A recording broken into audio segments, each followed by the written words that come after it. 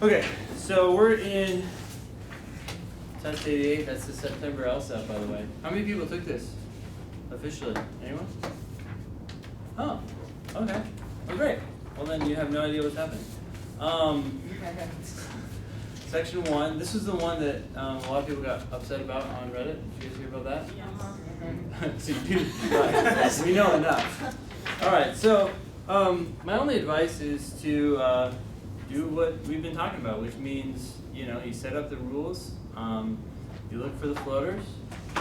You try to decide whether or not you should do worlds, and if you think you should, do them. If you shouldn't, don't. Do you guys remember the test for worlds? What's the test for worlds in your mind? 4 or more. If you can. Wait, 4 or more? What do you mean? Well, mine is if I can look at it in my head, and if I'm going to end up with more than 4 worlds, and none of them are fully, at least not one of them is fully complete, then it's not worth it. Okay, so if you only have to do 2 or 3 worlds, does that mean that you're gonna 2, 3, or 4? Are you gonna do it? At least one of them needs to be very full before. Okay, or at least looks like it might have potential. Yeah. Yeah, that's great. Yeah. So, do you remember how you decide whether you have 2, 3, 4, or more worlds?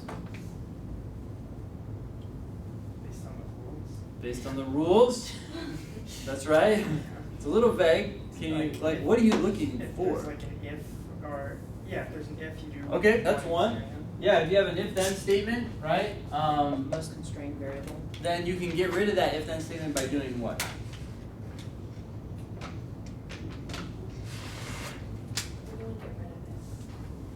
Well, worlds is a way of getting rid of if-then statements, or getting rid of rules, really. Because if I say if x is in 2, then y is in 3, I can get rid of this by doing what? Like A world. placing it and then Okay. contraposing. A world or 2 worlds? A world with X in it. World with Y.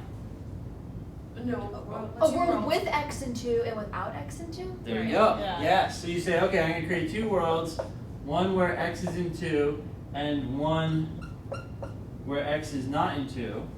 Now, I'm not saying you should necessarily do this in this case, but if-then statements are at least an opportunity to think about, right? Because in this world, what do you know?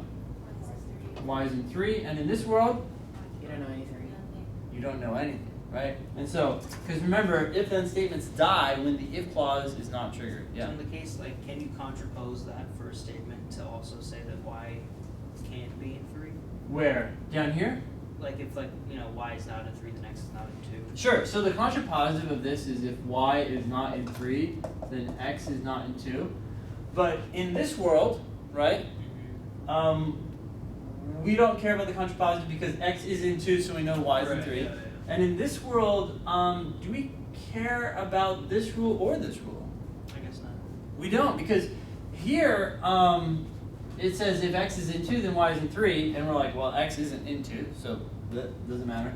And here, this is just saying, well, hey, by the way, if y ends up not being here, then you better not put x in 2, and we're like, well, we're not going to put x in 2 anyway. So the key to remember with if-then statements is that if the if clause is never going to happen, the if-then statement is as good as gone. Might as well not exist. So when you see an if-then statement and you create worlds, one in which the if clause has been satisfied and one in which it hasn't, you're effectively giving yourself an opportunity to get rid of that if-then statement and never deal with it again. Because now you just have these 2 things. I mean, this is less drawing than the original if-then statement and the contrapositive. It's just like, wink. That's it. And now you don't even have to think about y anymore, right? In this world, y and x don't matter as long as you don't put x here. And in this world, they're done. So Y can go in 3 in that second world? Yeah. Okay. Yeah. Because the original rule just said if x is in 2, y is in 3. And so I'm like, well, x isn't in 2, so I don't know what's going to happen. Right? Like if you eat a whole tray full of chocolate brownies, then you will get sick. What happens when you don't eat those brownies? I don't know. We don't know. You can still get sick, right? You can go, oh, well, I didn't eat brownies today, I'm good. It's like, maybe not. We just don't know. So anyways, that's one way. So if-then statements is one way. Other things that you can look for to decide on whether or not to do worlds. Most constrained variable. So yes, so most constrained variable is the general principle. Oh, I see. And if-then statements are one of those constrained variables. Yes? An or statement. Okay, or statements. like, you know, F has to be 1 or 5. Now, those are very constrained because they can only go in 1 or 5, but sometimes they're not very helpful, right? You're like, okay, well, great. If F is in 1, I still don't know anything. So then you end up not creating worlds, not because they're not constrained, but because there's just not that much you can glean from that, right? Okay, anything else? The number of questions. Number of questions. Are you talking about the number of questions in the game? I've never looked to the number of questions to decide whether or not to do worlds. Did I say that before? That was a previous spin. This is me now. New Ben. Nope. Yeah, I mean every day, you know, we start anew. Well, this isn't totally crazy, right? Like, have you ever like committed to yourself? You're like, I'm gonna go to bed on time today, and then when you get to bedtime, right, you're like, fuck that, right? It's a different person. Like, you're like, I don't know who that was. I don't care. I don't answer to them. I answer to me. So, right? In some ways, we're always a little different. But beside that, I don't usually look to that. I mean, that's really interesting. I think maybe I did talk about that in the context. I could see myself talking about that in the context of like, if you have to do 4 worlds or 5 worlds, and you're like, well, there's only 5 questions in this game. So yeah, it's okay. So it's more a function of a situation where I have to do a lot of worlds. And I'm like, okay, is this going to be beneficial? Well, 6 worlds is a lot, but I've done it before, and it's even easier to do that when you know you got 7 questions waiting for you. But if you only have 5, it's like, whoa, 6 worlds? I mean, it still might end up being helpful. So I don't know if I think about it too much. Bottom line, I don't know what I said before, but that guy, guy's a little crazy. Real quick, what was the Wi-Fi password? Oh, Wi-Fi password. Yes. DC White House 2.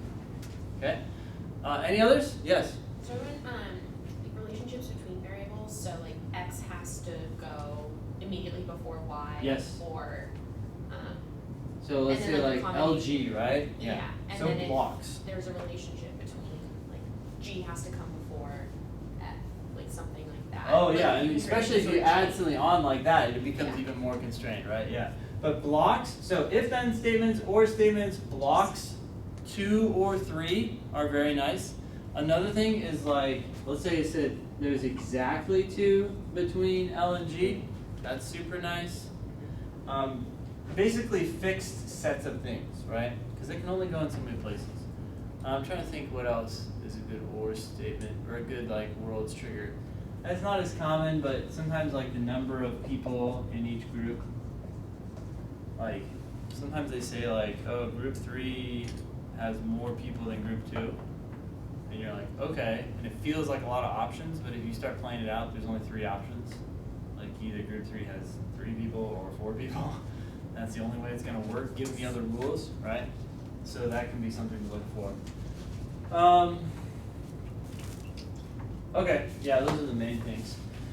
So bottom line, when you're doing this section tonight, just do what you normally do. So read the rules, make sure you understand them, look for floaters, try to decide whether or not you should do worlds. If you do worlds, go for it. If you don't. And then when you're done, we'll talk about how we could have set it up and how it might have been better to do worlds or not do worlds or do the setup a different way or whatnot. And just see how far you can get. You just go until the timer's done and then you're done. No stress. Did you say the password was again? I'm so sorry. Oh, it's okay. I think it's DC White House 2. DC White House 2. And the number is 2 and it's all one word. Alrighty.